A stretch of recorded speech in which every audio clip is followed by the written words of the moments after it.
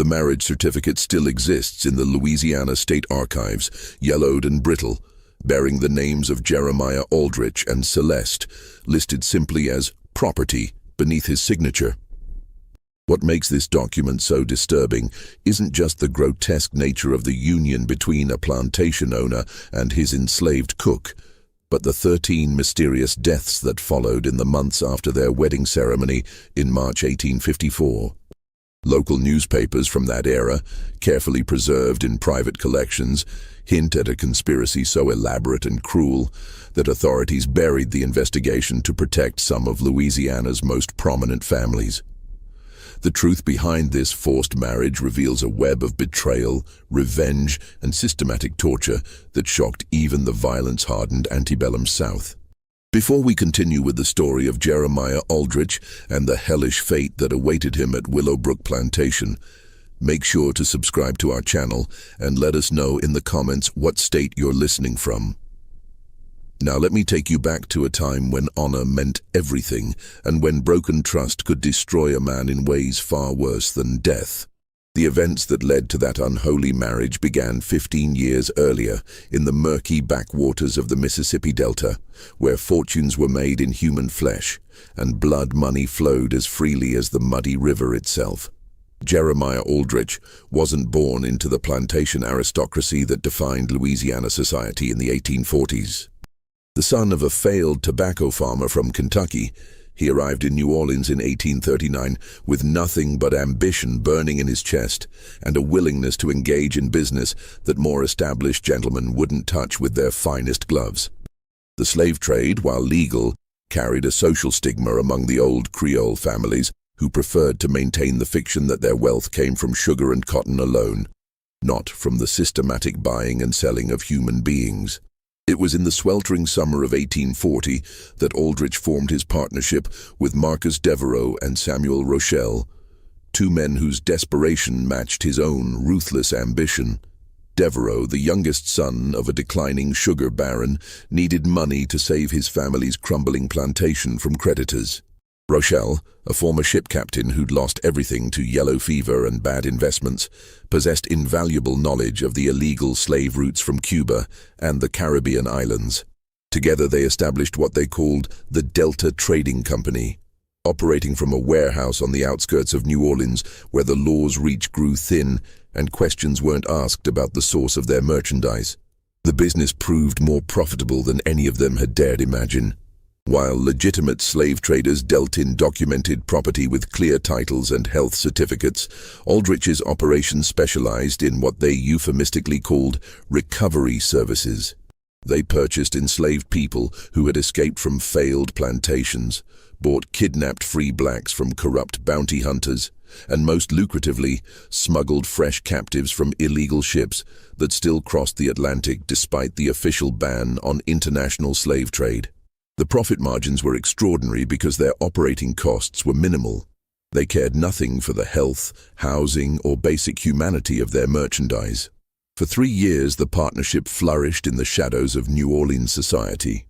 They reinvested their profits into legitimate businesses, buying respectability along with property. Devereaux saved his family's plantation and expanded it into one of the most productive sugar operations in St. Charles Parish. Rochelle purchased a fleet of riverboats and became a respected shipping magnate. Aldrich himself acquired Willowbrook Plantation, a modest but profitable cotton operation about 40 miles upriver from New Orleans, complete with a grand colonial mansion that announced his arrival into Louisiana's planter elite. But success bred carelessness, and carelessness attracted attention from people who mattered. In the spring of 1843, word reached them that federal marshals were investigating illegal slave trading operations along the Gulf Coast. Someone had been asking questions about their business, examining shipping records, and worst of all, interviewing some of their former merchandise who had managed to escape or gain freedom through other means. The three partners met in emergency session in Aldrich's new study at Willowbrook, surrounded by leather-bound books he couldn't read and oil paintings of ancestors who weren't his own. The tension in that room was suffocating as each man realized that their empire of human misery was about to collapse. Devereux, always the most nervous of the three, suggested they should dissolve the partnership immediately and destroy all records of their transactions. Rochelle, with his sailor's pragmatism, argued for a more measured approach, shifting their assets offshore and waiting for the investigation to pass. But Aldrich had a different solution, one that revealed the true depths of his moral bankruptcy. He had already decided to eliminate his partners and steal their combined assets, but he needed a plan that would remove suspicion from himself while silencing the two men who knew enough to destroy him. The solution came to him with the cold clarity of pure evil. He would murder both men and arrange the scene to suggest they had killed each other in a dispute over money.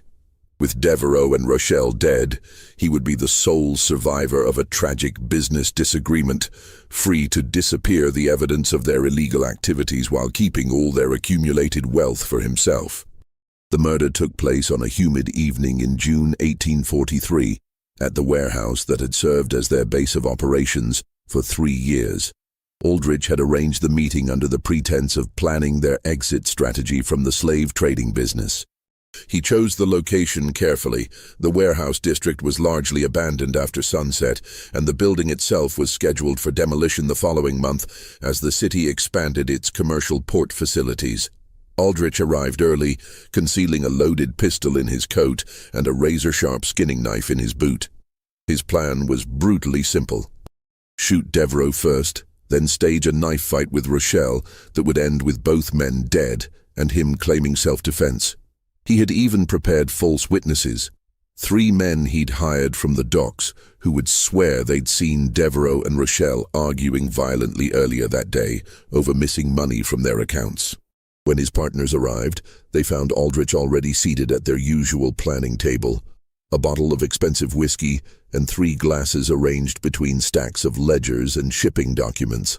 The conversation began normally, with Devereux reviewing the legal threats they faced and Rochelle outlining a plan to transfer their assets to banks in Havana, where American law couldn't reach them. But as the evening wore on and the whiskey flowed, Aldrich steered the discussion toward their accumulated wealth, specifically the location of the cash reserves they'd hidden in various banks and safe houses around New Orleans. It was Rochelle who first sensed something wrong. The old sailor's instincts, honed by years of dangerous voyages and violent ports, picked up on subtle changes in Aldrich's demeanor. The way his eyes never quite met theirs, how his hand kept drifting toward his coat pocket, the tension in his voice when he asked about their individual account numbers and security arrangements. When Rochelle suggested they postpone the meeting and reconvene the following day with their lawyers present, Aldrich knew his window of opportunity was closing. The violence erupted with shocking suddenness. Aldrich drew his pistol and fired directly into Devereux's chest before the younger man could react. The shot echoed through the empty warehouse like thunder, and Devereux collapsed backward in his chair, blood spreading across his white shirt as his eyes went wide with shock and betrayal. But Rochelle, despite being caught off guard, proved more resilient than Aldrich had anticipated. The former sea captain overturned the heavy table between them and lunged forward with a broken whiskey bottle, slashing at Aldrich's face and opening a deep gash across his left cheek that would leave a permanent scar. What followed was a desperate struggle that lasted nearly 10 minutes, far longer than Aldrich had planned. Rochelle fought with the fury of a man who understood exactly what was happening and refused to die quietly. They crashed through crates of documents, scattered ledgers across the floor, and left blood trails on every surface as they grappled for control of the knife Aldrich had drawn from his boot. In the end, it was Rochelle's age that betrayed him. At 53, he simply couldn't match the younger man's strength and endurance. Aldrich finally managed to drive the blade deep into Rochelle's stomach, twisting it upward toward his heart, while the old sailor clawed desperately at his throat. But even as Rochelle died, he managed to gasp out words that would haunt Aldrich for the rest of his life. "My son knows everything. He'll come for you. When he's old enough, he'll make you pay." At the time, Aldrich dismissed these as the delusional ravings of a dying man. He had no idea that Marcus Devereux's younger brother, Philippe, had been secretly documenting their illegal activities. or that Samuel Rochel's 17-year-old son Henri possessed detailed knowledge of every transaction, every contact, and every crime the Delta Trading Company had committed over 3 years of operation. Aldrich spent the next 4 hours methodically arranging the crime scene to support his planned story. He placed Devereaux's body in a position suggesting the man had been shot while reaching for a weapon, then positioned Rochelle nearby with a bloody knife in his hand and defensive wounds that implied a struggle between the two victims. He scattered money around the room to suggest a dispute over finances, damaged the office safe to imply a robbery gone wrong, and even inflicted additional wounds on his own hands and arms to support his claim of being an innocent bystander caught in their violent confrontation. The false witnesses performed exactly as paid, testifying to police that they had seen Devereaux and Rochelle arguing earlier that evening about missing partnership funds. A corrupt dock worker claimed he'd heard shouting from the warehouse around the time of the murders, followed by gunshots and the sounds of a violent struggle. Most crucially, Aldrich had prepared a convincing explanation for his presence at the scene. He claimed he'd arrived to mediate the dispute between his partners, only to walk into a deadly confrontation that left him fighting for his own life. The New Orleans police, overwhelmed by more pressing crimes and eager to close a case involving 3 relatively respectable businessmen, accepted Aldrich's version of events with minimal investigation. The official report concluded that Devereaux and Rochelle had killed each other in a business dispute, with Aldrich barely escaping the same fate. Within a week, the warehouse was demolished as planned, destroying any remaining physical evidence of the partnership's illegal activities. With his partners dead and their assets suddenly available for claiming, Aldrich moved quickly to consolidate his newfound wealth. He presented himself as the surviving partner of a legitimate shipping company, producing carefully forged documents that showed Devereaux and Rochelle had agreed to transfer their shares to him in the event of their deaths. Banks that had been suspicious of 3 unknown men conducting large cash transactions readily accepted the word of a single plantation owner with a documented history of successful cotton production. Over the following months, Aldrich systematically emptied every account, safe deposit box, and hidden cash that had belonged to his murdered partners.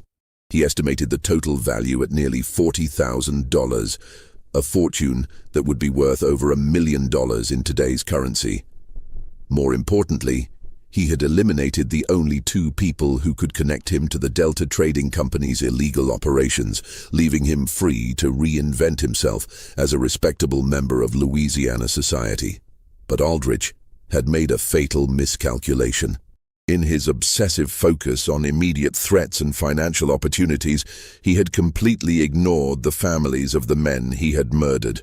Specifically, he had failed to consider that both Marcus Devereaux and Samuel Rochelle had younger relatives who would soon learn the truth about their deaths, and who would spend the next decade carefully, methodically, patiently planning a revenge so elaborate and devastating that death would seem like mercy compared to what they had in store for him.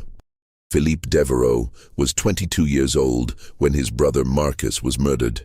And unlike the older Devereaux men, who had always prioritized immediate gratification over long-term planning, Philippe possessed a calculating intelligence that made him far more dangerous than Aldrich ever imagined.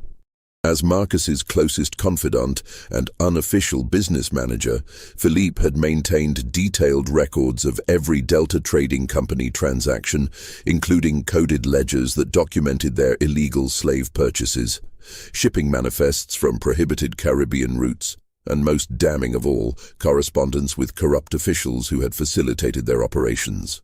More importantly, Philippe had never trusted Jeremiah Aldrich. Something about the Kentucky newcomer's eagerness to engage in the most brutal aspects of their business had struck Philippe as excessive, even by the standards of men who trafficked in human flesh. He had begun investigating Aldrich's background months before the murders, discovering inconsistencies in his stated history and financial irregularities that suggested far more complex motivations than simple greed. When news of Marcus's death reached Philippe at the family's struggling plantation, his first reaction wasn't grief, but cold, calculating fury. The official story made no sense to anyone who actually knew the three partners. Marcus, while desperate for money, was fundamentally cautious and would never have confronted Samuel Rochelle in a violent manner. Rochelle, despite his rough sailor's background, was a methodical businessman who resolved disputes through negotiation, not knife fights. But most telling of all, Aldrich's account of the evening contained details that Philippe knew to be false, including references to money and accounts that had already been moved to different locations weeks earlier. Within days of the funeral, Philippe began his own investigation into the warehouse murders. Using contacts from his brother's business network, he interviewed dock workers, examined shipping records, and even bribed police officers to review the official evidence. What he discovered confirmed his worst suspicions. The crime scene had been carefully staged. The witnesses had been paid to lie, and several crucial pieces of evidence had been deliberately overlooked or destroyed. Most importantly, he learned that Aldrich had begun accessing his murdered partner's financial assets within hours of their deaths, suggesting a level of preparation that contradicted his claim of being an innocent bystander. Meanwhile, Henri Rochelle was conducting his own investigation from a very different angle. At 24, Samuel's son possessed his father's maritime connections, but combined them with a formal education in law and business that made him uniquely qualified to trace the financial aspects of the murders. Henri had spent several years working in New Orleans banks and shipping companies, building relationships with clerks, managers, and officials who could provide information that Philippe's more direct approach might miss. Henri's investigation revealed the true scope of Aldrich's theft. By carefully examining bank records, shipping manifests, and property transfers, he documented how the murderer had systematically looted every asset belonging to the Delta Trading Company partnership. Henri calculated that Aldrich had stolen over $60,000 in cash, property, and business investments, wealth that represented years of illegal but profitable operations built on the suffering of hundreds of enslaved human beings. But what made Henri truly dangerous was his understanding of how Louisiana's financial and legal systems actually worked. Unlike Philippe, who was focused on proving Aldrich's guilt through direct evidence, Henri realized that a more effective approach would be to use Aldrich's own greed against him. Instead of seeking immediate justice through the corrupt court system, Henri began developing a plan to systematically destroy Aldrich's financial foundation, leaving him vulnerable to the same kind of betrayal and violence he had inflicted on others. The two young men met for the first time in the fall of 1844, more than a year after their relatives' murders. The meeting took place at a discreet restaurant in the French Quarter, where Philippe had arranged to share his evidence with Henri in hopes of coordinating their individual investigations. What neither man expected was how perfectly their different skills and resources complemented each other, or how completely their shared desire for justice would consume the next decade of their lives. By the spring of 1845, Philippe Devereaux and Henri Rochelle had transformed their individual quests for justice into something far more sophisticated and dangerous. A carefully coordinated conspiracy designed to destroy Jeremiah Aldrich through the same methods he had used to murder their relatives. Betrayal, financial manipulation, and ultimately violence disguised as legitimate business. But unlike Aldrich's impulsive brutality, their approach would be methodical, patient, and absolutely devastating in its thoroughness. The first phase of their plan focused on infiltrating Aldrich's social and business networks. Philippe, using his family's remaining connections in Louisiana society, began frequenting the same gentlemen's clubs, political gatherings, and social events where Aldrich was establishing himself as a respectable planter. His goal wasn't to confront his brother's killer directly, but to study the man's habits, weaknesses, and most importantly, his financial vulnerabilities. Philippe was blessed with his late brother's charm and social skills, and within months he had positioned himself as one of Aldrich's casual acquaintances, someone trustworthy enough to share drinks with, but not significant enough to be considered a threat. Meanwhile, Henri was using his banking connections to trace every aspect of Aldrich's financial empire. He discovered that the plantation owner's apparent wealth was built on a foundation of risky investments, leveraged loans, and business ventures that generated impressive short-term profits but created long-term liabilities. Most crucially, Henri learned that Aldrich had developed a serious gambling problem, regularly losing thousands of dollars in high-stakes poker games and horse racing bets that he funded through increasingly desperate borrowing against his plantation's future crops. The gambling addiction gave them the perfect opening for their revenge. By 1848, Henri had secured employment with First National Bank of New Orleans, the institution that held the primary mortgage on Willowbrook Plantation. From this position, he was able to subtly manipulate Aldrich's credit arrangements, ensuring that loan renewals came with slightly higher interest rates, that payment schedules were structured to create cash flow problems during critical planting seasons, and that the plantation owner was gradually pushed toward the kind of financial desperation that made men vulnerable to manipulation.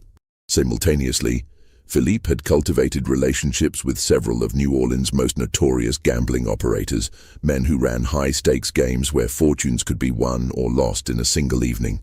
Through carefully placed bribes and promises of future favors, Philippe arranged for Aldrich to be invited to increasingly expensive games where the stakes were higher and the other players were secretly working together to ensure that the plantation owner would lose far more than he could afford. The beauty of their approach was its patience and subtlety. Rather than confronting Aldrich directly or seeking quick revenge through violence, they were systematically destroying the financial foundation that supported his social position and self-image. Every loan that came due created stress. Every gambling loss deepened his desperation, and every failed attempt to raise quick cash through risky investments pushed him closer to the kind of complete ruin that would leave him vulnerable to whatever final punishment they chose to inflict. By 1851, their efforts were beginning to show results. Aldrich's debts had grown to nearly $30,000, and the interest payments alone were consuming most of his plantation's annual profits. He had been forced to sell several parcels of his land to cover gambling losses, and rumors were circulating among Louisiana's planter elite that Willowbrook Plantation was in serious financial trouble. More importantly, Aldrich's personality was beginning to show the strain of constant financial pressure. He had become short-tempered, suspicious of his neighbor's motives, and increasingly desperate in his attempts to find new sources of income. But Philippe and Henri were not content with mere financial ruin. Their ultimate goal was to subject Aldrich to the same kind of humiliation and terror that their murdered relatives had experienced in their final moments. They wanted him to understand that his prosperity had been built on blood, that his respectability was a fiction, and that justice had finally found him despite all his careful planning and brutal efficiency. The final phase of their revenge would require them to push Aldrich beyond mere financial desperation into a position where he would be forced to accept whatever terms they offered, no matter how degrading or dangerous those terms might be. They needed him to be so completely trapped that death would seem preferable to the alternatives, but they also needed him alive long enough to fully appreciate the sophisticated nature of their vengeance. It was Henri who conceived the idea of using Aldrich's own enslaved people as instruments of his destruction. Every plantation owner lived in constant fear of slave rebellion, and that fear could be exploited by men who understood the psychological dynamics of the master-slave relationship. But rather than inciting an actual uprising, which would be both dangerous and morally problematic, Henri suggested a more subtle approach. They would use Aldrich's marriage to one of his own enslaved people as the ultimate humiliation, a public degradation that would destroy his social standing while leaving him legally powerless to escape the consequences. The selection of Celeste as the instrument of Aldrich's final humiliation was not random. Philippe and Henri had spent months studying every person who lived and worked at Willowbrook Plantation, looking for someone whose forced marriage to their target would create the maximum possible social damage, while also providing them with a reliable means of controlling Aldrich's ultimate fate. Celeste met all their requirements perfectly, but for reasons that went far deeper than her physical appearance or social status. At 38 years old, Celeste was indeed a large woman, but her size was the least remarkable thing about her from Philippe and Henri's perspective. What made her invaluable to their plans was her intelligence, her complete loyalty to her own survival, and most importantly, her absolute hatred for Jeremiah Aldrich. Unlike many enslaved people who had learned to hide their true feelings behind masks of compliance, Celeste had never bothered to conceal her contempt for the man who owned her. She performed her duties as head cook efficiently and without complaint, but anyone who observed her carefully could see the cold fury that burned behind her eyes whenever Aldrich was present. Her hatred had deep roots. Celeste had been purchased by Aldrich in 1847 from a failed plantation in Mississippi, where she had been separated from her husband and 3 children, who were sold to different owners in different states. The separation was not economically necessary. Aldrich could have afforded to purchase her entire family, but he had chosen to buy only Celeste because he needed an experienced cook and saw no profit in acquiring what he dismissively called unnecessary mouths to feed. When Celeste had begged him to at least purchase her youngest child, a 10-year-old daughter, Aldrich had laughed and told her that he was running a plantation, not an orphanage for colored children.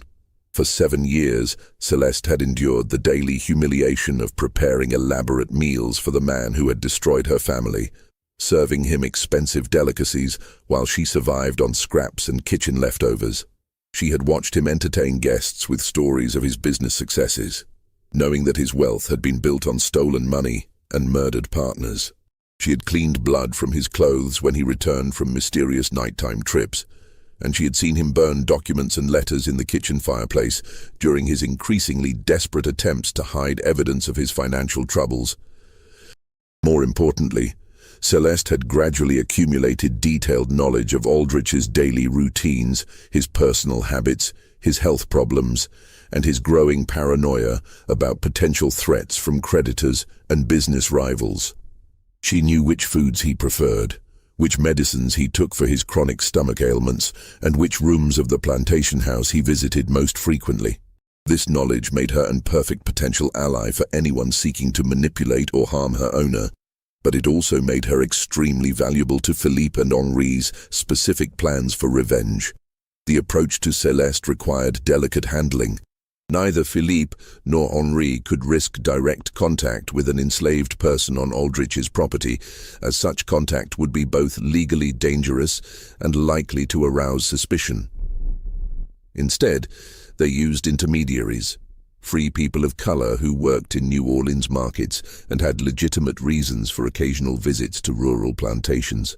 Through these contacts, they gradually established communication with Celeste, initially offering small amounts of money in exchange for information about Aldrich's activities and habits.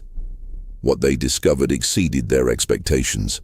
Celeste not only possessed detailed knowledge of her owner's vulnerabilities, but she had been conducting her own subtle campaign of psychological warfare against him for years. She had been deliberately oversalting his food to aggravate his stomach problems, accidentally breaking his favorite dishes and personal items, and spreading rumors among the other enslaved people about his financial troubles and potential plans to sell them to cover his debts. Her actions had been careful and deniable, designed to create stress and paranoia without providing clear evidence of deliberate sabotage. When Philippe and Henri finally revealed their true identities and their plans for Aldrich's destruction, Celeste's response was immediate and unequivocal. She would do whatever was necessary to help them destroy the man who had murdered their relatives and ruined her own life. The only condition she demanded was that her cooperation be rewarded with freedom and safe passage to Canada, where she hoped to eventually locate her surviving children. Philippe and Henri agreed immediately, recognizing that they had found not just a tool for their revenge, but a partner whose personal motivations aligned perfectly with their own quest for justice. The final details of their plan took shape over several months of careful coordination. Aldrich would be pushed into complete financial ruin through a series of manipulated gambling losses and cold loans, leaving him vulnerable to an offer he could not refuse: marry Celeste in a legal ceremony or face immediate death at the hands of his creditors. The marriage would destroy his social standing and provide Philippe and Henri with legal access to his property through their control of his wife.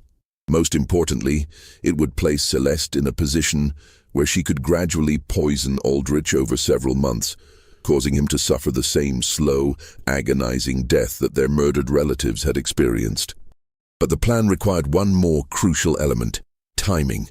They needed to ensure that Aldrich's financial collapse coincided with a period when he would be isolated from potential allies and unable to seek help from law enforcement or political connections.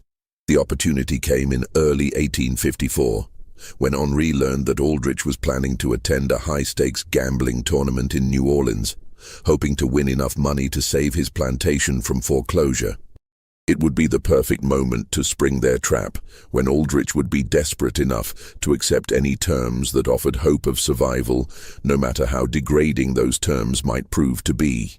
The gambling den where Jeremiah Aldrich would meet his fate was located in a converted warehouse near the New Orleans waterfront, a place where the city's most desperate and dangerous men gathered to risk everything on the turn of a card or the roll of dice.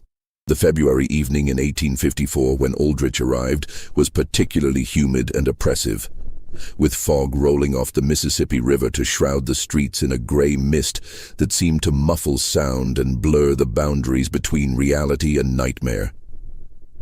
Aldrich entered the den carrying a leather satchel containing $8,000, nearly every liquid asset he could scrape together through the sale of slaves, equipment, and personal property from Willowbrook Plantation. It represented his last desperate attempt to win enough money to satisfy his creditors and save his plantation from foreclosure. What he didn't know was that Philippe Devereaux and Henri Rochelle had been carefully orchestrating this moment for months, ensuring that every other player at the high-stakes table would be working together to strip him of his remaining wealth. The game was 5-card stud poker, played with stakes that started at $500 per hand and escalated quickly as the evening progressed.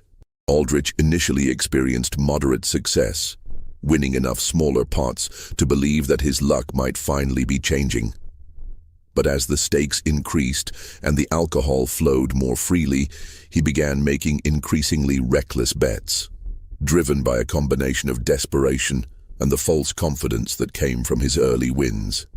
By midnight, Aldrich had lost more than half of his stake, but he continued playing with the desperate intensity of a man who understood that this was literally his last chance to save himself from complete ruin.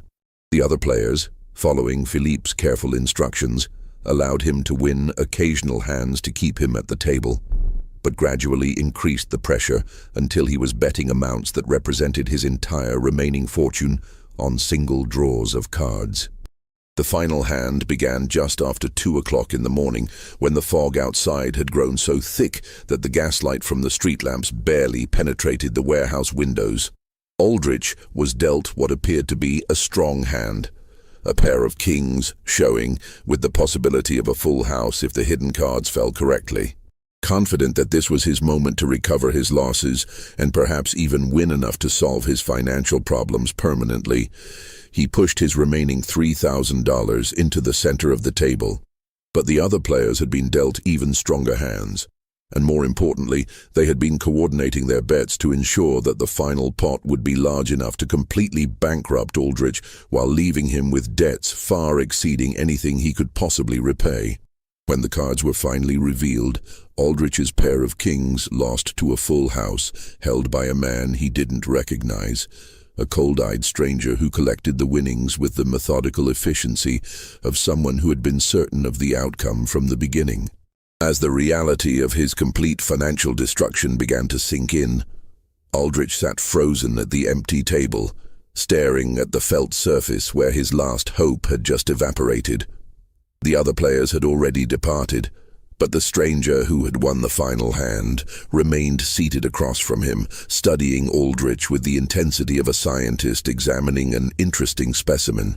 After several minutes of oppressive silence, the stranger finally spoke, his voice carrying a slight French accent that seemed familiar, but which Aldrich couldn't immediately place. "Mr. Aldrich," the man said, "I believe we need to discuss your outstanding obligations. You see, the gentlemen who just departed are not merely gamblers. They represent certain business interests that have been very patient with your financial difficulties. But patience, like luck, eventually runs out." It was at this moment that Philippe Devereaux stepped out of the shadows near the warehouse entrance, his face illuminated by the flickering gaslight in a way that made his resemblance to his murdered brother unmistakably clear. Aldrich's blood turned to ice as he recognized the features he had seen twisted in pain and shock 11 years earlier, when Marcus Devereaux had died with a bullet in his chest and betrayal in his eyes. "You look like you've seen a ghost, Jeremiah," Philippe said, moving closer to the table with predatory grace. "Perhaps because you have. My name is Philippe Devereaux, and I believe you knew my older brother Marcus quite well. In fact, you were the last person to see him alive, weren't you?" The warehouse suddenly felt impossibly cold despite the humid Louisiana air outside. Aldrich's hands began to shake as the full scope of his situation became clear. This had never been a random gambling tournament or a chance to save his plantation. It had been an elaborate trap, planned and executed with the kind of methodical precision that spoke of years of patient preparation and unlimited hatred. Henri Rochelle emerged from another corner of the warehouse, completing the triangle of accusers that surrounded Aldrich at the poker table. "My father Samuel always said you were clever, Mr. Aldrich. Clever enough to murder 2 men and steal their life's work. But apparently not clever enough to realize that dead men sometimes leave behind sons who remember their father's stories and never forget their father's killers." The warehouse fell silent, except for the distant sound of ship horns echoing across the fog-shrouded river. Aldrich sat paralyzed between his accusers, his mind racing through possible escapes and finding none. He was alone in an isolated building with 2 men who had spent over a decade planning his destruction, and his complete financial ruin meant that no one would be looking for him if he simply disappeared into the Mississippi Delta. Philippe moved to the chair directly across from Aldrich, settling himself with deliberate care before speaking again. "We know everything, Jeremiah. We know about the Delta Trading Company and your illegal slave trading operations. We know about the warehouse where you murdered our fathers in cold blood. We know about the forged documents and the bribed witnesses and the systematic theft of everything they had worked to build. Most importantly, we know that you've been living on blood money for 11 years, building your respectable plantation lifestyle on the foundation of their corpses." Henri approached from the other side, producing a leather folder filled with documents that he spread across the poker table like evidence in a courtroom. "These are copies of every financial transaction you've made since 1843, Mr. Aldrich. Bank records showing how you looted our father's accounts. Property transfers demonstrating how you acquired assets that rightfully belonged to their estates. Even correspondence with some of the corrupt officials who helped you cover your tracks. Officials who have since become far more concerned with their own survival than with protecting yours." The evidence was overwhelming and undeniably authentic. Aldrich recognized documents he thought had been destroyed years ago, financial records that could only have been obtained through extensive investigation and careful bribes, and most damning of all, sworn statements from people who had witnessed various aspects of his crimes but had remained silent until now. Philippe and Henri had built a case that would not only prove his guilt in any court of law, but would also implicate dozens of other prominent Louisiana citizens who had unknowingly helped him launder his stolen wealth. "The question now," Philippe continued, "is what we intend to do with this information. We could turn it over to federal authorities, who would be very interested in prosecuting not only you, but everyone who helped you integrate stolen money into Louisiana's banking system. Or we could arrange for certain parties in New Orleans to learn that you've been operating under false pretenses for over a decade, living a lie built on the murder of their business associates and friends. I suspect that either approach would result in your death, probably preceded by considerable unpleasantness. Aldrich finally found his voice, though it came out as little more than a whisper. What do you want? Money? I can get money. My plantation is worth... Your plantation is worthless, Henri interrupted. We hold the mortgage, remember, along with most of your other debts. We've been systematically acquiring your obligations for years, Mr. Aldrich. Every loan you've taken, every gambling debt you've accumulated, every financial arrangement that's kept you afloat, it all belongs to us now. You have nothing left to bargain with except your life. And frankly, we're not particularly interested in preserving that either. The warehouse seemed to grow colder as the implications of their words sank in. Aldrich was not just bankrupt, he was completely at their mercy, dependent on their whims for his continued existence. Everything he had built, every comfort he had enjoyed, every aspect of the respectable life he had constructed, had been systematically stripped away by the sons of the men he had murdered. But as terrifying as his situation was, some part of his mind still refused to accept that death was inevitable. There is, however, one alternative, Philippe said, his voice taking on a tone of mock consideration. One way you might be permitted to continue breathing, at least for a while longer. It would require a certain sacrifice of dignity on your part. A public acknowledgement of your true nature and a demonstration of your complete submission to our authority. Henri smiled with the cold satisfaction of a man who was about to reveal the culmination of years of careful planning. You're going to marry one of your slaves, Jeremiah. Publicly, legally, and permanently. You're going to stand before God and Louisiana society and take your cook Celeste as your lawful wedded wife. You're going to live as her husband, sleep in the same bed, and present yourself to your neighbors as a man who chose to marry his own property. The suggestion was so grotesque, so completely beyond the boundaries of acceptable behavior in antebellum Louisiana society, that Aldrich initially couldn't process what he was hearing. Marriage between a white plantation owner and an enslaved person wasn't just socially unacceptable, it was legal suicide, social annihilation, and personal humiliation on a scale that would make death seem merciful by comparison. You're insane, Aldrich whispered. No one would ever. It's impossible. No preacher would perform such a ceremony, no court would recognize. Actually, we've already made the necessary arrangements, Philippe replied smoothly. There's a minister in Natchitoches parish who's quite heavily in debt to certain gambling establishments. He's agreed to perform a completely legal ceremony, properly witnessed and documented. As for the courts, well, Louisiana law is quite clear that marriage contracts, once properly executed, are binding regardless of the circumstances under which they were created. You would be legally married to Celeste, with all the rights and obligations that entails. Henri leaned forward across the table, his eyes glittering with malicious satisfaction. The beauty of this arrangement, Mr. Aldrich, is that it gives you a choice.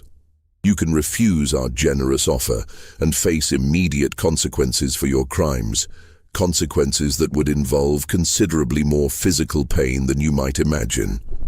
Or you can accept temporary humiliation in exchange for continued life, however degraded that life might become. The warehouse fell silent again as Aldrich wrestled with the impossible decision. Death would be final, but at least it would preserve some vestige of his reputation. His neighbors might remember him as a man who had gambling problems and business failures, but they wouldn't know the truth about his murders or his crimes.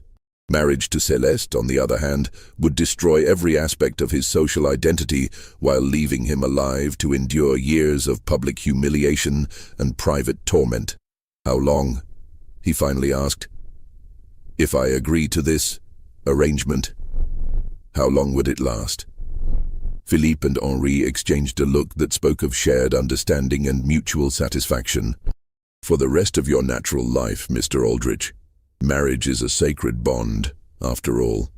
Though given your age and apparent health problems, we suspect that your natural life might not extend quite as long as you might hope. The implication was clear and chilling. They weren't offering him a temporary humiliation followed by eventual freedom.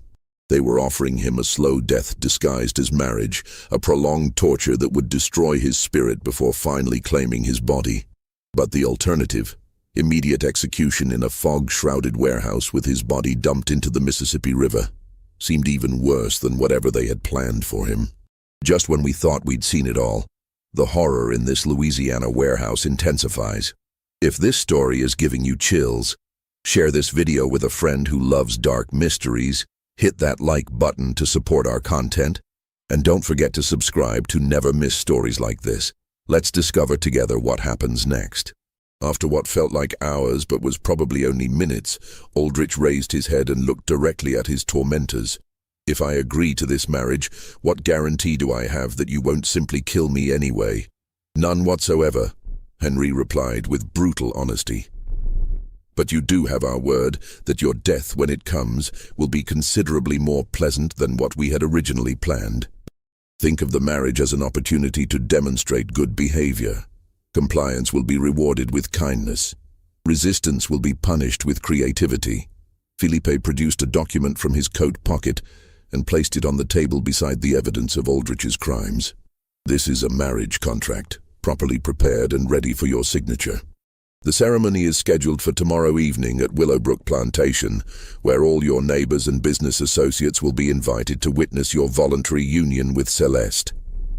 They've been told that you've experienced a religious conversion and wish to demonstrate your commitment to Christian charity by elevating one of your slaves to the status of wife.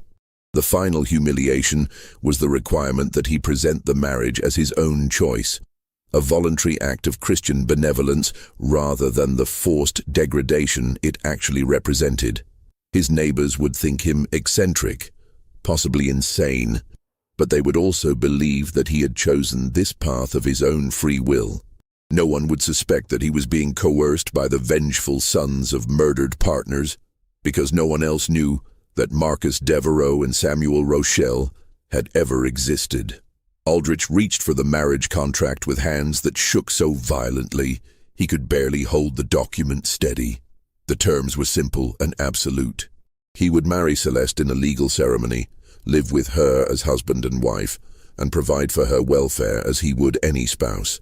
In exchange, his creditors would refrain from immediate collection of his debts and would allow him to continue operating Willowbrook Plantation under their oversight.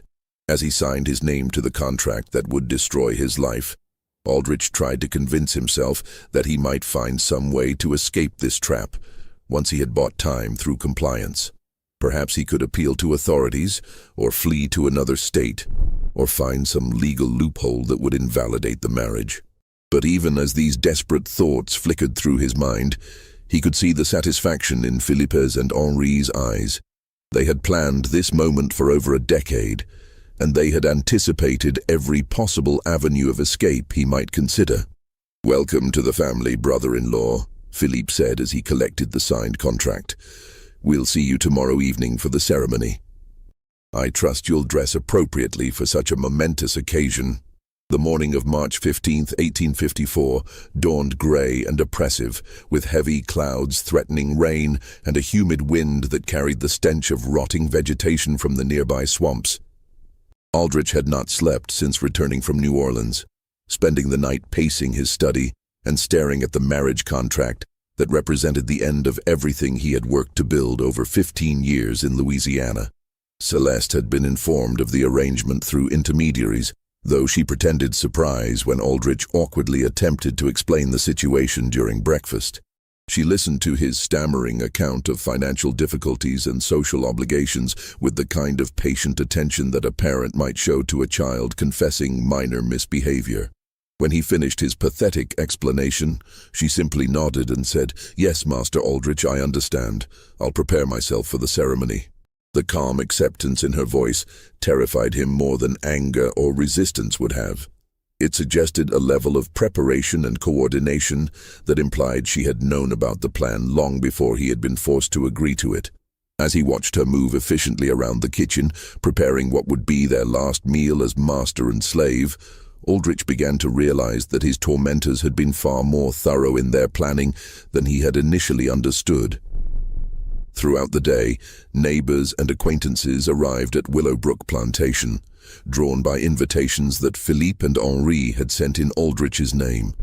The guests were told that they were witnessing a remarkable demonstration of Christian charity, as their neighbor had decided to honor one of his most faithful servants by offering her the protection and dignity of marriage.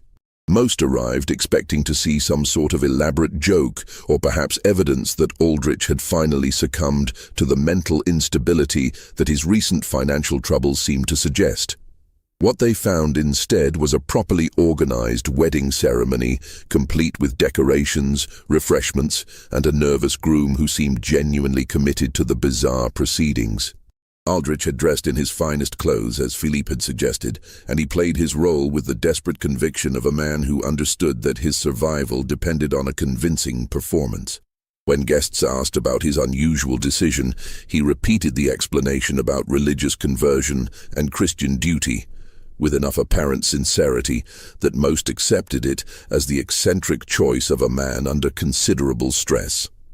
Celeste appeared for the ceremony, dressed in a simple but elegant gown that someone had provided for the occasion. At 38, she was indeed a large woman, but she carried herself with dignity and composure that impressed even the skeptical guests. More importantly, she seemed genuinely pleased by the attention and respect she was receiving, smiling graciously at the assembled crowd and thanking them for witnessing what she called the most important day of my life. The minister from Natchitoches parish performed the ceremony with professional efficiency, reading the traditional vows and asking for the appropriate responses from both bride and groom. When he reached the part about speaking now or forever holding your peace, several guests shifted uncomfortably, but no one was brave enough to challenge what appeared to be a legal and voluntary union between consenting adults. Aldrich's voice barely carried beyond the first row of witnesses when he spoke his vows, but Celeste's responses were clear and confident.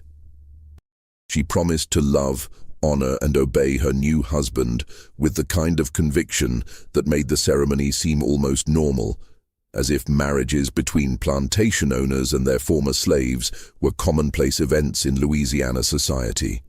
The most disturbing moment came when the minister pronounced them husband and wife and instructed Aldrich to kiss his bride. The plantation owner's face went pale as he leaned forward to fulfill this final requirement, and for a moment it seemed as though he might collapse entirely. But Celeste steadied him with surprising gentleness, rising on her toes to meet his lips in a brief, chaste kiss that sealed their legal union and began the final phase of his destruction. As the guests departed, most shaking their heads in bewilderment at what they had witnessed, Aldrich found himself alone with his new wife in the plantation house that had once represented his successful integration into Louisiana society. The building suddenly felt foreign and threatening, as if the marriage ceremony had transformed familiar rooms into alien spaces where he no longer belonged. Celeste moved through the house with the confidence of someone who understood that the power dynamic had shifted permanently. She began rearranging furniture and personal belongings with casual authority, making changes that emphasized her new status as mistress of the household. When Aldrich attempted to protest one of her decisions, she fixed him with a stare that contained years of accumulated hatred and quietly said, "We're married now, Jeremiah. Husband and wife. Partners. I think it's time we started acting like it, don't you?" That first night, as they lay in the same bed that had once been his private sanctuary, Aldrich understood that his tormentors had devised a punishment far more sophisticated than simple death.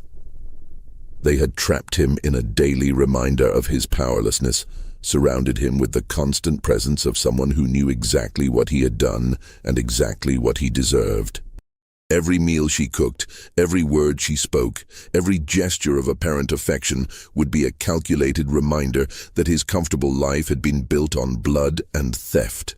But the true horror was yet to come. As Aldrich would soon discover, the marriage was not the culmination of Philippe's and Henri's revenge. It was merely the beginning of a slow, methodical destruction that would make his final moments in that warehouse seem merciful by comparison. The first month of marriage passed with deceptive normalcy, as Celeste settled into her new role with an efficiency that impressed even Aldrich's remaining neighbors. She managed the household staff with firm authority, entertained the few visitors who still felt comfortable calling on Willowbrook Plantation, and maintained the social pretenses that allowed her husband to preserve some vestige of his former respectability. To outside observers, the unlikely marriage appeared to be functioning as well as any conventional union in rural Louisiana. But Aldrich was beginning to notice subtle changes in his daily routine that filled him with growing unease.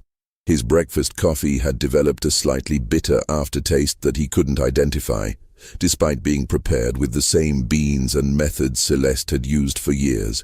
His evening meals, while expertly prepared and beautifully presented, left him feeling vaguely nauseated and unusually tired.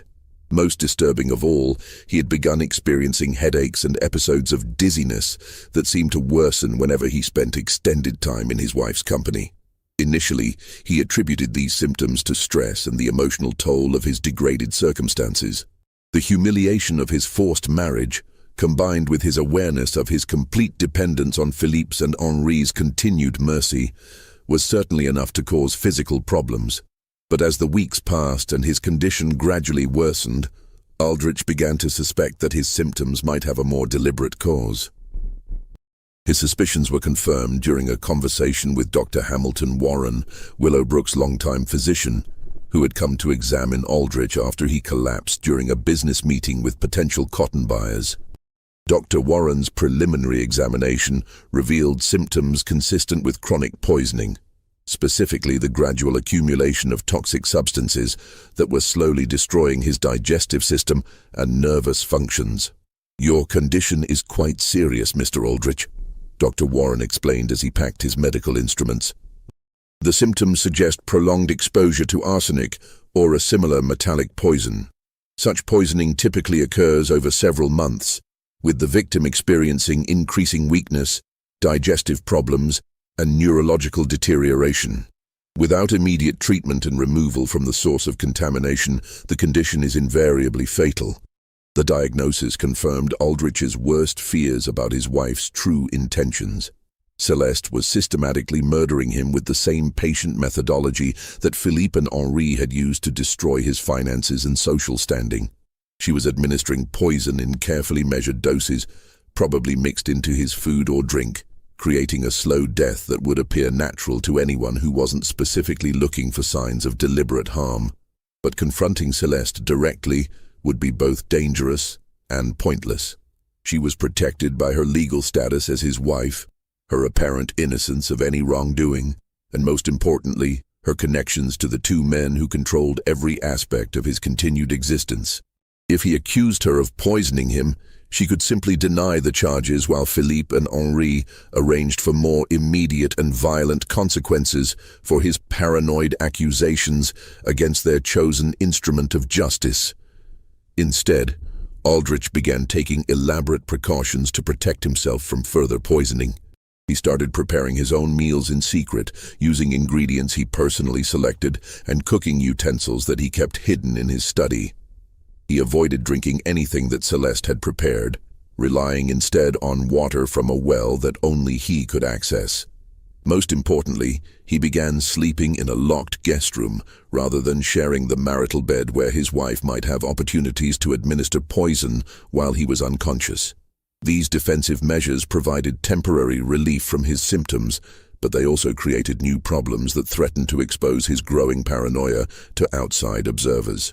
Neighbors who visited Willowbrook Plantation began commenting on his gaunt appearance, his nervous behavior, and his obvious reluctance to eat or drink anything in his wife's presence. Word spread throughout the parish that Jeremiah Aldrich was displaying signs of mental instability, possibly as a result of the stress associated with his unusual marriage. Celeste played her role in this psychological campaign with masterful skill. When guests expressed concern about her husband's behavior, she responded with the kind of patient worry that a devoted wife might show for a beloved spouse who was suffering from illness or mental disturbance. She prepared elaborate meals that he refused to eat, offered him drinks that he declined with obvious suspicion, and generally behaved like a woman whose efforts to care for her husband were being rejected by a man who was losing touch with reality. The brilliance of her approach was that it made Aldrich's defensive actions appear to be symptoms of paranoid delusion rather than reasonable responses to genuine threats. His refusal to eat her cooking looked like irrational fear rather than intelligent caution. His secretive behavior and obvious mistrust of his wife seemed like evidence of mental breakdown rather than proof that he was being systematically murdered. Most devastatingly, his attempts to explain the situation to Dr. Warren and other trusted associates were dismissed as the ravings of a man who had been driven insane by financial stress and social humiliation. No one could believe that a recently enslaved woman would be capable of conceiving and executing such a sophisticated murder plot, or that she would have the knowledge and resources necessary to obtain and administer exotic poisons over an extended period. By late spring of 1854, Aldrich found himself trapped in a nightmare scenario where his accurate understanding of his wife's murderous intentions had been transformed into evidence of his own mental instability. He was being slowly killed by a woman he was legally bound to live with, while his every attempt to protect himself or seek help was interpreted as proof that he was losing his mind. But the psychological torture was far from over. Philippe and Henri had designed their revenge to include not just physical suffering, but complete social isolation and the gradual destruction of every relationship Aldrich had maintained during his years of apparent respectability. They wanted him to die alone, friendless, and utterly convinced that justice had finally caught up with him, despite all his careful planning and brutal efficiency. The truth about his situation was revealed to Aldrich in the most cruel and methodical way possible during a dinner party that Celeste had organized to celebrate their 3-month wedding anniversary. She had invited several of their remaining neighbors, along with Dr. Warren and other prominent members of local society who had maintained cordial relationships with the plantation despite the unusual circumstances of the marriage. Aldrich had spent the day preparing for the evening with his customary paranoia, secretly eating beforehand and planning to avoid consuming anything his wife had prepared. But when the guests arrived, Celeste announced that she had prepared a special surprise for the occasion. A bottle of wine that had supposedly been aging in the plantation cellar since before their marriage, which she wanted to open as a symbolic toast to their future together. The wine was presented with great ceremony, opened in front of all the guests to demonstrate that it hadn't been tampered with, and poured into glasses that had been cleaned and prepared in full view of everyone present. When Celeste proposed a toast to their marriage and their hopes for many more years together, Aldrich found himself unable to refuse without appearing completely insane to his assembled neighbors. As he raised the glass to his lips, Aldrich caught sight of his wife's eyes across the dinner table. For just a moment, her mask of devoted affection slipped, and he saw the cold satisfaction of someone who was about to achieve a long-anticipated victory. But by then it was too late to avoid drinking the wine, and he could only hope that whatever poison she had used would work quickly enough to spare him prolonged suffering. The effects began within minutes of consuming the wine. Aldrich experienced severe stomach cramps, followed by difficulty breathing and a sensation of burning in his throat and chest. As he collapsed at the dinner table, gasping for air and clutching his stomach, the assembled guests assumed they were witnessing the final breakdown of a man who had been slowly losing his mind for months. Dr. Warren immediately began examining Aldrich, but his efforts were hampered by what appeared to be hysterical interference from Celeste. She threw herself across her husband's body, sobbing and begging the doctor to save him, while simultaneously making it impossible for Warren to provide effective medical treatment. Her performance was so convincing that the other guests spent their time comforting her rather than helping with the medical emergency. But as Aldrich lay dying on his own dining room floor, Celeste leaned close to his ear and whispered words that revealed the true scope of the conspiracy that had destroyed his life. Marcus Devereux was my cousin, Jeremiah. Samuel Rochelle was my uncle by marriage. I've been working with Philippe and Henri since 1845. Waiting for the perfect opportunity to watch you die, the way you made them die, slowly, painfully, and completely alone. The revelation that his wife was not merely a tool of his enemies, but an active participant in their family conspiracy, added a final layer of horror to Aldrich's death. He had been living for months with a woman whose hatred was personal and immediate, not just hired or coerced. Every meal she had cooked, every conversation they had shared, every moment of apparent domestic tranquility had been part of an elaborate performance designed to maximize his suffering while minimizing suspicion about the true cause of his decline. As his vision darkened and his breathing became increasingly labored, Aldrich could hear Celeste continuing her performance for the benefit of their guests. She was begging Dr. Warren to try harder, pleading with God to spare her beloved husband, and generally behaving like a woman whose world was collapsing around the loss of the man she loved. The other guests were offering comfort and support, completely convinced that they were witnessing a tragic accident rather than the culmination of an 11-year quest for revenge. Jeremiah Aldrich died at 9:47 p.m. on June 18, 1854, surrounded by neighbors who believed he had suffered a stroke or heart attack brought on by months of mental instability and declining health. Dr. Warren's official cause of death was listed as natural causes associated with prolonged nervous exhaustion, a diagnosis that satisfied everyone except Philippe Devereaux and Henri Rochelle, who knew exactly what had killed him and why. The funeral was well attended, with Celeste playing the role of grieving widow with such conviction that several prominent ladies from neighboring plantations offered to help her manage Willowbrook Plantation during her period of mourning. No one suspected that the tearful woman at the graveside was actually celebrating the successful completion of the most elaborate murder plot in Louisiana history. But the story didn't end with Aldrich's death. Philippe and Henri had planned for every contingency, including the disposition of his property and the fate of his widow. As Aldrich's legal heir, Celeste inherited Willowbrook Plantation along with all its debts and obligations, debts that, as they quickly reminded her, were now owed to them as representatives of various financial institutions. Within a month of the funeral, Celeste had signed documents transferring ownership of the plantation to Philippe and Henri in exchange for forgiveness of the outstanding debts. She then disappeared from Louisiana entirely, presumably heading north with enough money to start a new life as a free woman in a place where no one knew her history as either a slave or a murderess.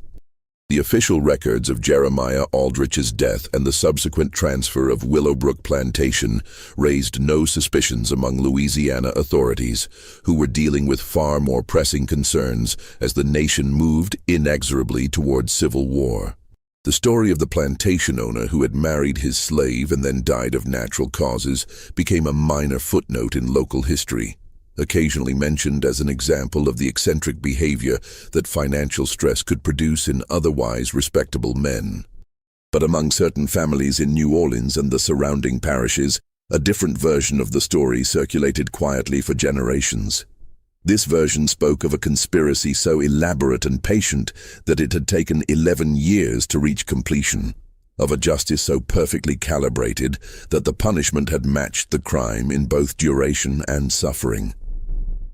Most importantly, it served as a warning about the dangers of betraying business partners, especially when those partners had relatives intelligent enough and ruthless enough to spend a decade planning the perfect revenge. Philippe Devereaux and Henri Rochelle had achieved something remarkable in the context of antebellum Southern society. They had successfully prosecuted a murder case that no court would have touched, executed a death sentence that no judge would have imposed, and done it all through methods that left no evidence of their involvement. Their success had required patience, intelligence, financial resources, and most importantly, a complete understanding of how Louisiana's social and legal systems actually functioned. The transformation of Willowbrook Plantation after Aldrich's death provided the final evidence of how thoroughly Philippe and Henri had planned their revenge. Rather than selling the property for profit, they converted it into a refuge for freed slaves and escaped bondspeople, creating exactly the kind of humanitarian institution that would have horrified the man who had built his fortune on human trafficking. The plantation house that had once entertained Louisiana's elite became a station on the Underground Railroad, helping enslaved people reach freedom in the northern states and Canada. This transformation was not just symbolically appropriate, but also practically invisible to local authorities. Philippe's and Henri's legitimate business connections provided cover for the unusual activities at Willowbrook, while their reputation as respectable Louisiana businessmen deflected suspicion from anyone who might have questioned the plantation's new purpose. They had used their enemy's own property to continue the fight against the institution that had made him wealthy, turning his legacy into a weapon against everything he had represented. But perhaps the most remarkable aspect of their revenge was how completely it had erased Jeremiah Aldrich from history. Unlike the victims of more conventional murders, who at least received recognition as casualties of crime, Aldrich had been systematically eliminated from existence.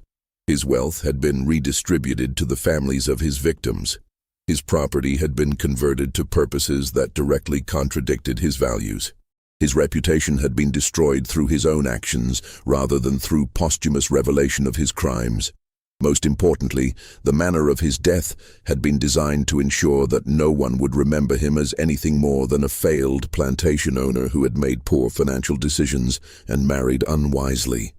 There would be no monuments to his memory, no family line to preserve his name, and no historical record of his actual accomplishments or crimes. He had been deleted from Louisiana history as thoroughly as if he had never existed at all. This mystery shows us that justice sometimes operates outside the boundaries of legal institutions, particularly in societies where those institutions are designed to protect the powerful at the expense of the vulnerable. What do you think of this story? Do you believe everything was revealed? Leave your comment below. If you enjoyed this tale and want more horror stories like this, subscribe, hit the notification bell, and share with someone who loves mysteries. See you in the next video.